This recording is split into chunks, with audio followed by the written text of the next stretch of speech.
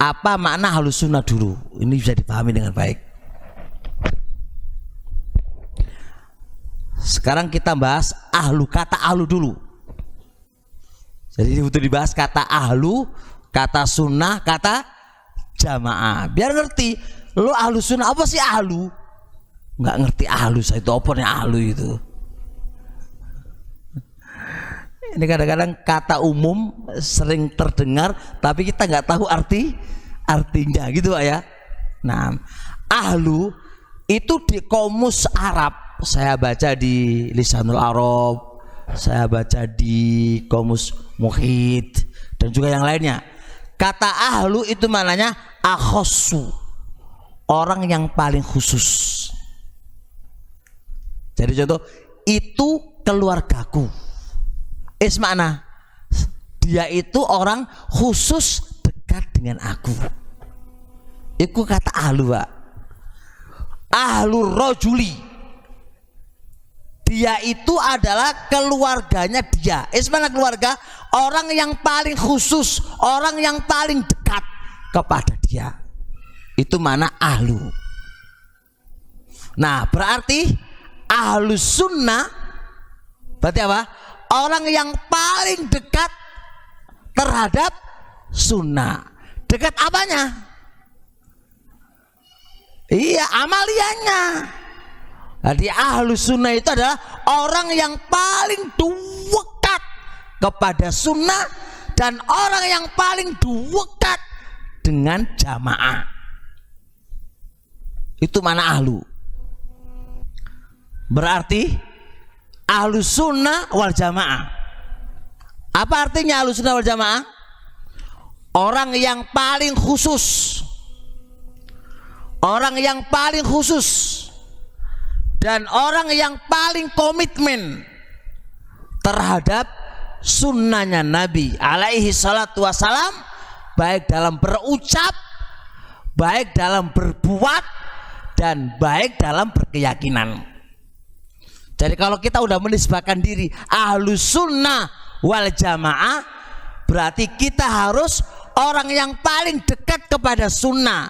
Yang namanya paling dekat berarti orang yang paling komitmen terhadap sunnahnya Nabi.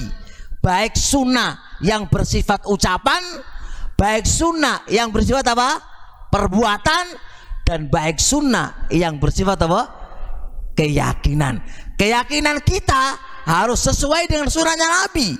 Keyakinan kita, perbuatan kita harus sesuai dengan sunnahnya Nabi. Ucapan kita harus sesuai dengan sunnahnya Nabi. Paham? Baik, itu dulu. Ini ringkas Pak, ringkas pemahaman dasar. Al-jamaah, ahlus sunnati wal jamaah. Al-jamaah, ismana jamaah, ziddul furqah, lawannya perpecahan. Berarti ismana jamaah, persatuan. Maka ahlus sunnah wal jamaah adalah orang yang paling semangat. Ahlus sunnah wal jamaah adalah orang yang paling ambisi untuk menyatukan umat di atas al-haq. Dialah orang yang tidak suka memecah belah.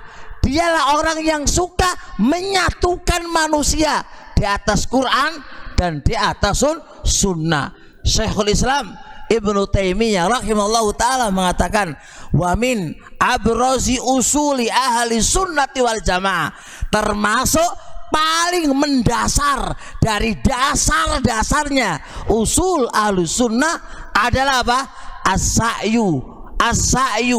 As-sa'yu lil ijtima', berupaya semaksimal mungkin untuk bersatu, wa adamut tafarruq, dan tidak memecah belah.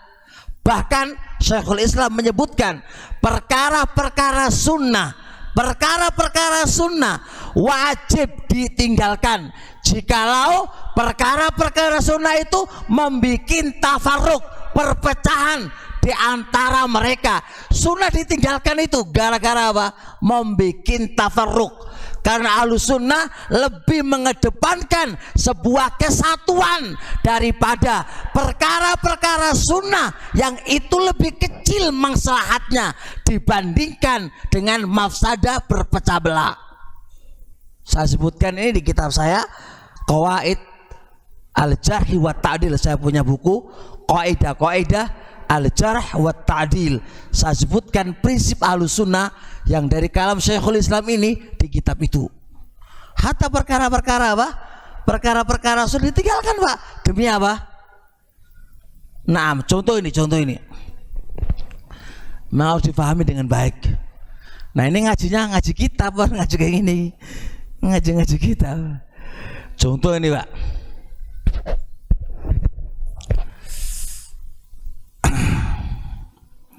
Masalah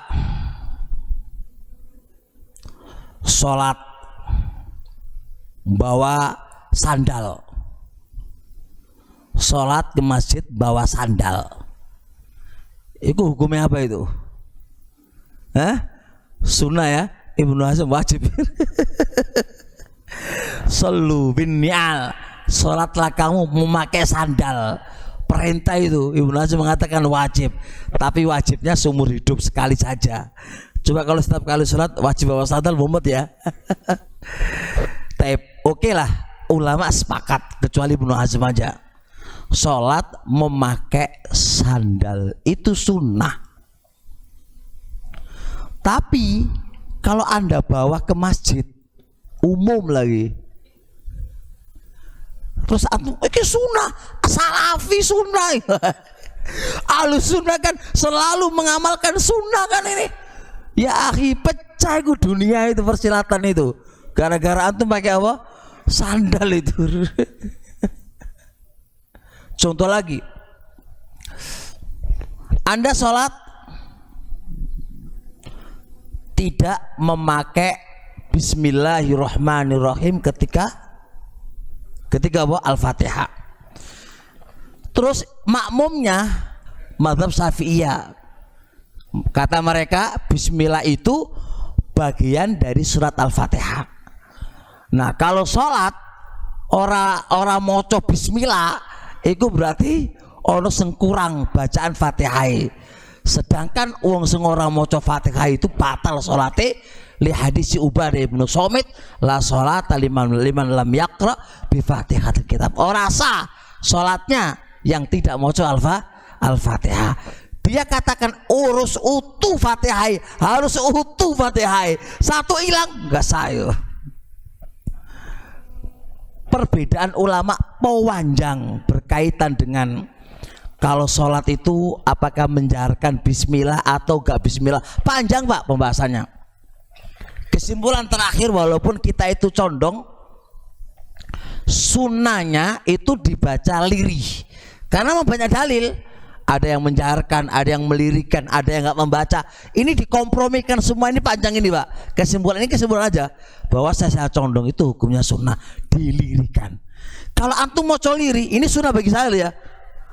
Saya baca liri Pak, tapi geger orang di belakang itu, geger. Tinggalkan sunnah ini, jaharkan demi persatuan. Karena masalah-masalah khilafiyah, ini masalah sunnah, ini bukan masalah prinsip, masalah haram. Beda kalau masalah haram Pak, haram tetap haram, nggak mungkin nggak ada kata persatuan kalau dalam masalah haram, nggak ada. Ini maka perkara sunnah demi persatuan. Jangan kok bikin perpecahan gitu loh. Maka Ahlus Sunnah itu orang yang berambisi menyatukan umat, selalu semangat, selalu berupaya tidak terjadi perselisihan. Paham ini? Nah, berarti bisa disimpulkan kan apa itu Ahlus Sunnah wal Jamaah? Berarti gimana? Orang yang paling apa? Paling dekat dengan sunnah, paling semangat ngamalkan sunnah, baik itu qaulan wa amalan wa i'tiqadan, dan paling semangat untuk apa? Menyatukan umat. Oh, jangan perpecahan lah. Oh, jangan bikin aneh-aneh lah. Bikin yang sensasi aneh-aneh nanti biar viral terus terkenal gitu ya. Nggak, jangan gitulah. Ini salafi apa ya ini.